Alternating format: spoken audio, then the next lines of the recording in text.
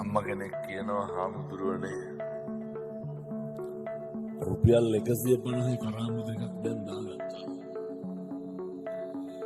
කොල්ල ඇවිල්ලා එකපාරම අම්මා හේතු කරවලු පිටියට. කලවල දීපන් කිව්වලු කරාමු දෙක. එතකොට තමයි අම්මා දන්නේ කොල්ලට සීක් එක කියලා. වෙන ක්‍රමයක් නැහැ. එච්චර කාලයක් ගෙදර සල්ලි නැති වුණාලු හොරකම් කරුවලු. බදුල්ලේ මොනවාද නැත්තේ මත්ද්‍රව්‍ය?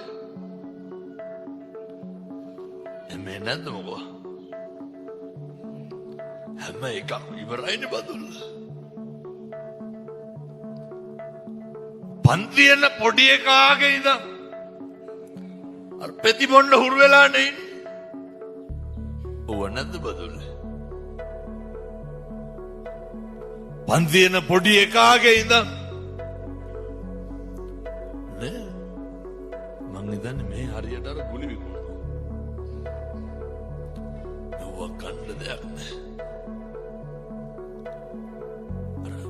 කොයි විදිහට හිතන්න පතන්න ඕන දරුවෝද මේ? දෙමව්පියෝ ගැන අච්චරටම ආදරණීය හැඟීමක් ඇති වෙන්න ඕන දරුවෝ. ඔය බලන්නකො සෙනසුරාදාට ඉරිදට ළමයි වැඩිපුරම ඉන්නේ පන්තිවලද ඔව ගන්න දෙන්නේ. ඔය නොබින්ගවල් ගන්න රේල් පාරවල් ගන්න. මොකලන් අස්සෙන් ඉන්නේ දරුවෝ. දරුවන්ට මේ හැඟීම ඇති වෙලා නැහැ. කවුද දැන් දරුවන්ට ඔය හැඟීම ඇති කරන්න ඕනේ? දෙමව්පියෝ පොඩි කාලේ දහම් පාසල් ලෙවනෝනේ. එවපුවම නායක හරුන 11ට එකයි යන්න එනවා.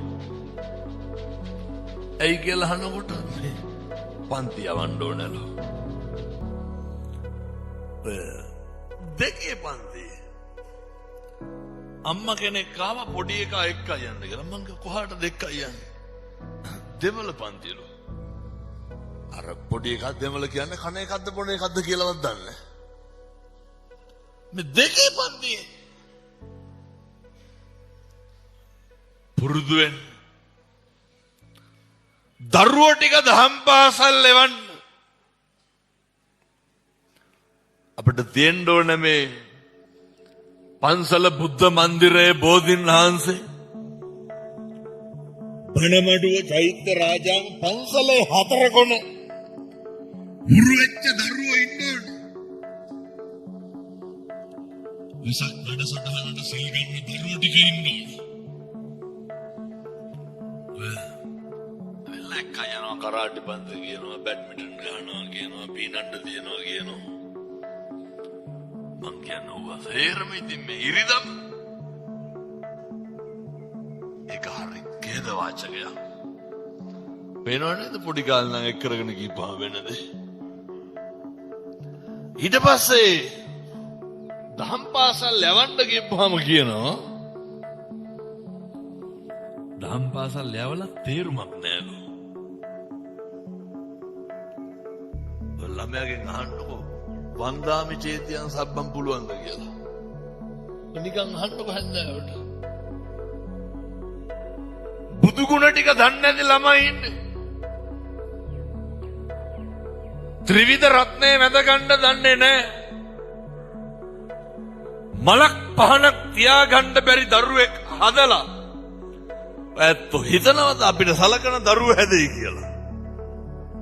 ඒ නිසා දරුවන්ට උගන්වන්න ඕනේ.